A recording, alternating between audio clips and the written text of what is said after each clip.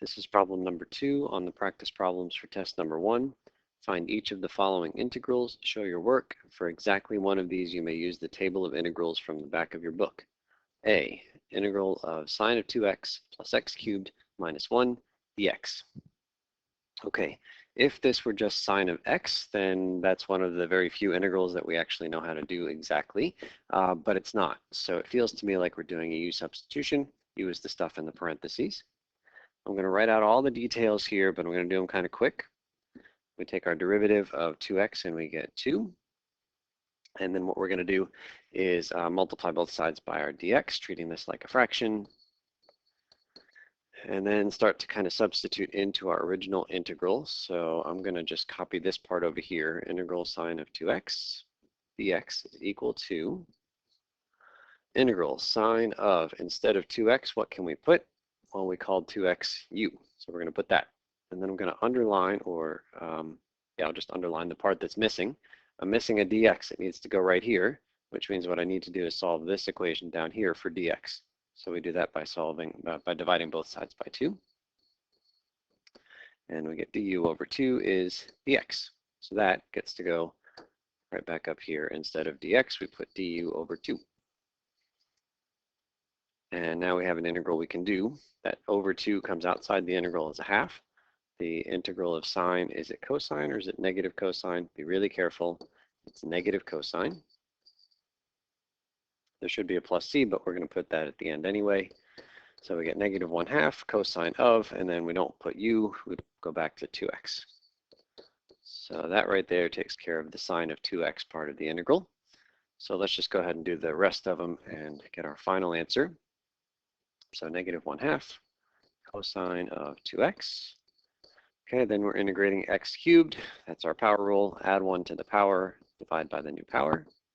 And then the integral of -1 is -1x. And then don't forget the plus c at the end. That's our answer. It is possible to do that u substitution stuff mostly in your head. So we'll just say a lot and write very little.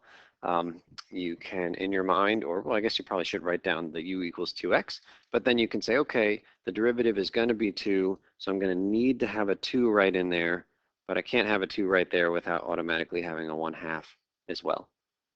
That 2 gets absorbed in with the du. The 1/2 ends up appearing in the final answer, which is exactly right there. I think it takes a lot of practice to get to that stage, so go as slowly as you need to go with as many details, all the steps written out until you are comfortable with going a little bit the shortcut way. 2b, integral of x e to the 3x squared plus 4. Same idea as up above. We're going to do a u substitution here. We're going to let u equal 3x squared plus 4 power. And that's going to be really great because when you take the derivative of that, you get 6x. And that's where that x is going to come into play. It didn't bother me that it was there. I wasn't sure what was going to happen with it until I went through and got to this step and said, oh, great, we need that x there. It doesn't complicate the integral, actually makes the integral quite straightforward. So we'll show the details again quickly like we did up above. So we start to replace this thing right here becomes, I'll call it I for integral. Okay, I'm going to put the e, and I'm going to, instead of putting 3x squared plus 4, I'll put u. And then I'm going to underline everything else. So I just did whatever I could do to get the u in there. So the u is attached to the e, so the e goes in there, but then everything else is underlined. X dx, got to find it. It's right there. So we'll divide both sides of this by 6. And du over 6 is what goes right up in here.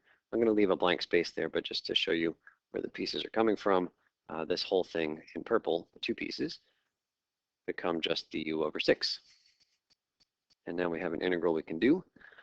Du over 6 is a 1/6 du. 1/6 comes outside the integral. Integral of e to the u du is just e to the u plus a constant.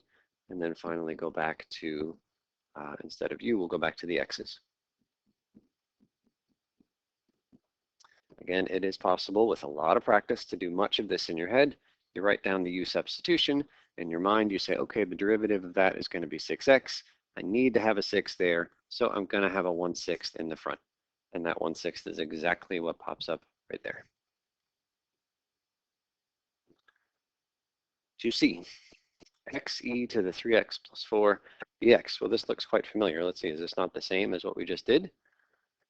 Okay, the only difference here is that the power has a squared in it in part 2b, but then in part 2c it's just 3x plus 4 instead of 3x squared plus 4. So that little difference actually makes the problem quite a bit more complicated. I'm going to go ahead and try the same technique that worked up above. Worth a shot. It's really not. Probably some of you know that already, but let's give it a shot.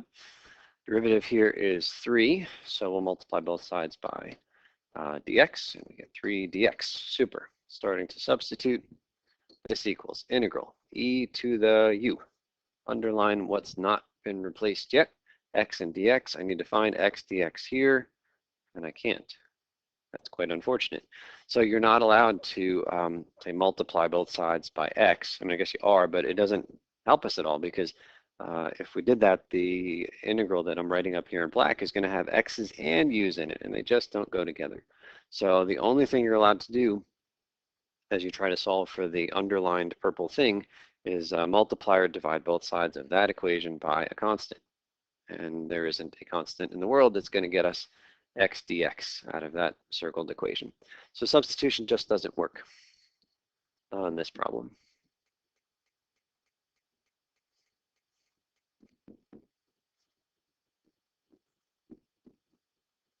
So another technique, going back to the original, xe to the 3x plus 4. Okay, it's the product of two functions. It doesn't seem like the two functions really have much to do with each other. We don't have one being the derivative of part of the other. So what technique have we seen where we have the product of two functions inside of an integral? One of the techniques we've used is integration by parts. And in fact, that's the technique that's going to work here. So we'll give it a shot. Again, we're going to have a u, but we're also going to have a dv. And I'll go ahead and fill in the rest of the pieces here. We'll have a du, and we'll have a v. So let's fill in. Okay, the choices are u can be x and dv can be everything else. Or you can swap them and you can put u equal to 3x plus 4 and du equal to x dx. So what should you do? Well, you do the one that makes it so that as you go from u to du, the answer gets better if at all possible. Certainly we don't want it to get worse, but we'd really like it to get better. So if we choose u equals x, what happens when you take a derivative? You get 1. Well, it seems better, simpler at least. If you took u equal to this guy, well, it stays exactly the same. I mean, it's no better, it's no worse, times 3. But then over here, when you take an antiderivative, if you take an antiderivative of this, well, it's a little bit of a u substitution. It's essentially staying the same. There'll be a constant out here. Not worried about it at this moment. But if I let u or dv equal x and I take an antiderivative here, I get x squared over 2, which is definitely worse. And if I follow the integration by parts formula, I'd get something that's correct. It would be true, but the new integral that I'd get would have an x squared in it, which is worse than the x that we started with. So that's how we're going to decide where to put which piece. You want the u to maybe get better, if at all possible, but desperately you want the dv to not really get any worse when you take an antiderivative. So let's get rid of the stuff that isn't going to work. This is the choice that we'll make. So let's take our u derivative here we've already done. It's 1, I'll put the dx. Okay, antiderivative of this one. Essentially, you're doing off on the side the integral of e to the 3x plus 4. Pause the video here and do it. It's a u substitution. I'm not going to go through the details like I did above, but pause the video, come back when you think you've got this antiderivative.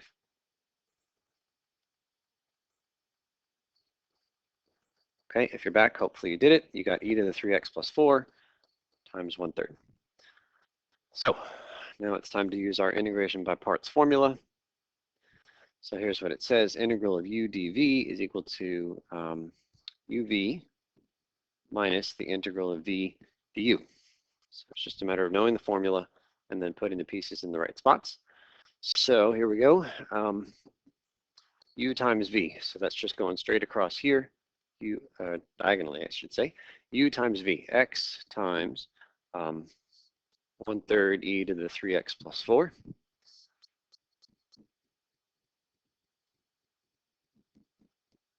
minus the integral of, and now we're going right to left here, the integral of v times du. 1/3 e to the 3x plus 4 times 1 dx. So this big expression here is equivalent to the original integral, but integration by parts is not a cure-all. It's just trading one integral for another one, and you're desperately hoping that the new integral that you get is better than the one that you started with. And it is, because the one that we started with had an x in the front, and that was problematic. But this integral without the x, we can handle. So let's give it a shot. So this one I'm just going to copy. I'll put the 1/3 first.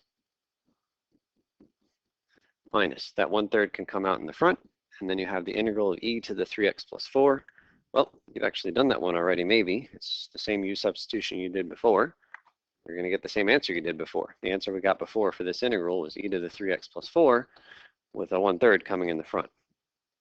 So there are actually two 1/3s there in the front because we integrated that same thing twice. It just happened to pop up again. So we've got our answer without the dx and with plus c.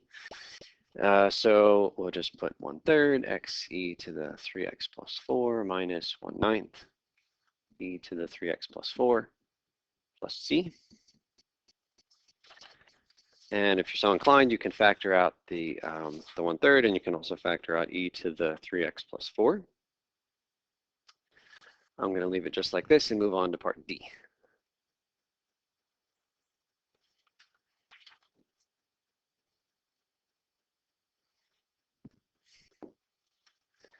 Sine of square root of 3x over 5 square root of 3x.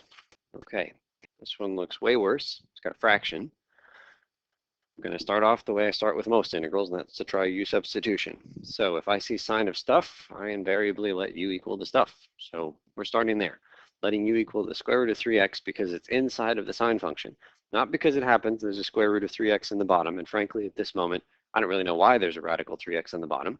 It's a little bit scary, but we're just going to do what we've done before. You see sine of something complicated, try letting u equal the complicated thing. So what shall we do? Let's find our derivative. Okay, maybe first we want to rewrite this as a power, 3x to the 1/2. We'll find our derivative.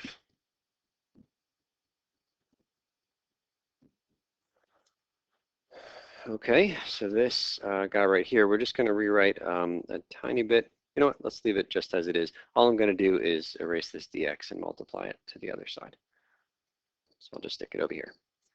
Okay, so let's come back to our original. Integral equals. All right, upstairs we have a sine of square root of 3x. So that now becomes sine of u. Then we're going to underline everything that's missing. So I'm actually going to circle it this time because I want to really key into the fact that 5 radical 3x is on the bottom and it's all missing. We need to find it somewhere. Okay, somehow we need to find that circled stuff in this equation right here. Well, it doesn't really look like that equation, but let's see if we can rewrite this equation, make it look a little bit more friendly. So I'll put the 3/2 in the front, and then I see this 3x to the negative 1/2. What does that really mean? Well, negative means it's something on the bottom. So maybe I can do this, 3/2, but then something on the bottom. And what power is it on the bottom? Well, it's a positive 1/2 power, which makes it a square root. And for the first time in this problem, I'm starting to feel good about my u substitution because that square root of 3x is exactly right there. It's part of what we've been trying to build. So it's not going to take too much work actually to build what we're after. I'll just put this a little bit higher. So we've got the dx, that's there, and we've got the radical 3x, that's there. So the only thing we need to do is get rid of the 3/2 and turn it into a 5. It's really not that complicated once you practice this a tiny bit. Again, we're going to get rid of the 3/2. So how do we get rid of the 3/2? What do you have to multiply by? Multiply by 2/3. So this becomes a 2/3 on both sides. And then you wanted it to be a 5 downstairs. So you better multiply by a 5 downstairs. So 5 goes down there. So what that means, if we rewrite this thing cleanly, the left-hand side becomes 2/15 of du. The right-hand side becomes, well, let's see, the 3/2 and the 2/3 cancels. So we get a 1 over, there's a dx sitting on the side. There's a root 3x, and what else is downstairs is 5. And that, my friends, is exactly what we had circled up there in blue or purple. So instead of the stuff that's in purple, we get to just put 2/15 du. Wonderful. So after all that work, I'll put it here in purple times 2/15 du. And now it's an easy integral. So we'll just put it down here. 2/15 comes out front. Integral of sine, is it positive or negative cosine? Be very careful. It's negative cosine plus the constant. And then finally, instead of u, we'll put what u is equal to with x. So this is equal to negative 2/15 cosine of square root of 3x plus c.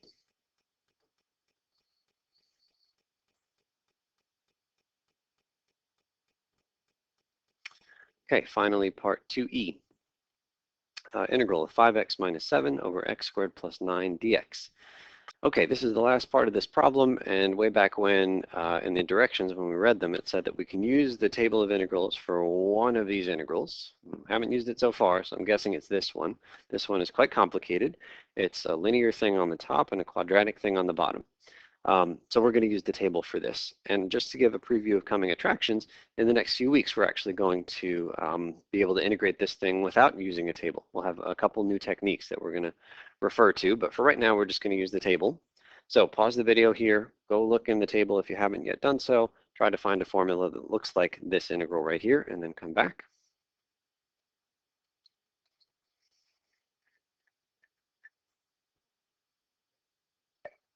Okay, so if you're back, hopefully you found the right formula. I got it down here. I think it's number 25. Don't quote me on that, but it looks like this. So let's see if we can use this formula right here to find the value of this integral. So put it right here and then just start substituting it.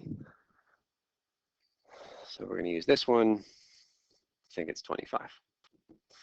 So all we have to do is identify what the values of B, C, and A are. So let's do that now. So B is the number that's upstairs in front of the X, that's the 5. C is right next door, that's a -7, grab the negative. And then A is downstairs, except it's really A squared we're looking at. So A squared is 9, so A is 3. And now we just need to plug into our formula. So the integral that we started with equals. Now we're just going to grab this thing and fill in the pieces. B over 2, 5 over 2. ln of absolute value, x squared plus a squared, x squared plus 3 squared, 9, plus c over a. Okay, it's actually minus because it's a -7. So c over a, -7 over 3, arctan of x over a. Arctan x over 3. Don't forget the plus c. Apparently the formula only works if a is not 0, and it's not, it's 3 in this case. So I think we're done.